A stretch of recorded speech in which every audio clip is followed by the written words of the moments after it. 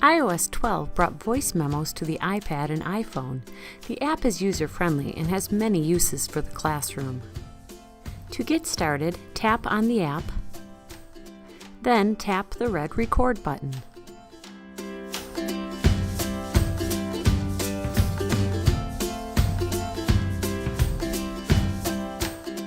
When finished, tap the Pause button. From here, you can either resume recording, you can push Done if you're finished, or you could edit what you've recorded. Make a mistake? No worries. Tap the Edit button in the upper right-hand corner. You can trim, you can scroll to any point and record over the previous recording.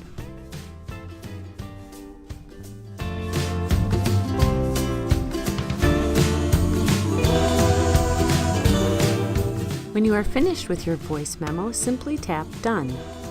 Notice all of your voice memos are saved in the left-hand menu. Voice memos default to saving by location.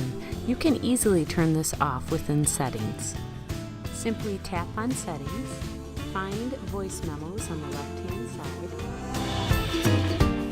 You will notice that it is default to location-based.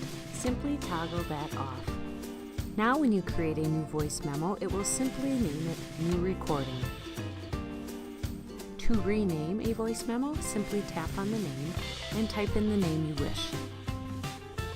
You also have the option to share or export the voice memo to other applications, like Notes, iMovie, Seesaw, and many others.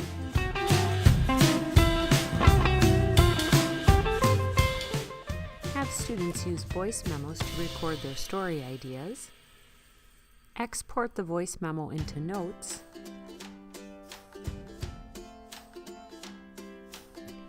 where students can then add pictures or other notes to support their story.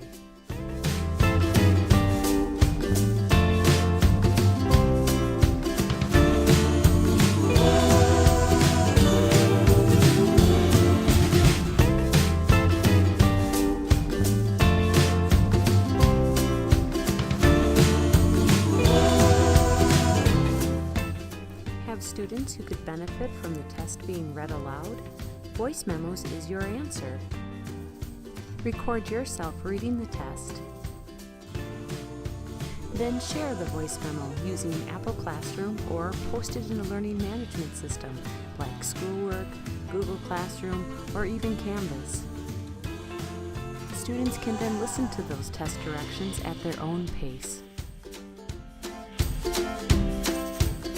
Voice Memos is the perfect tool to record an interview or record an important procedure.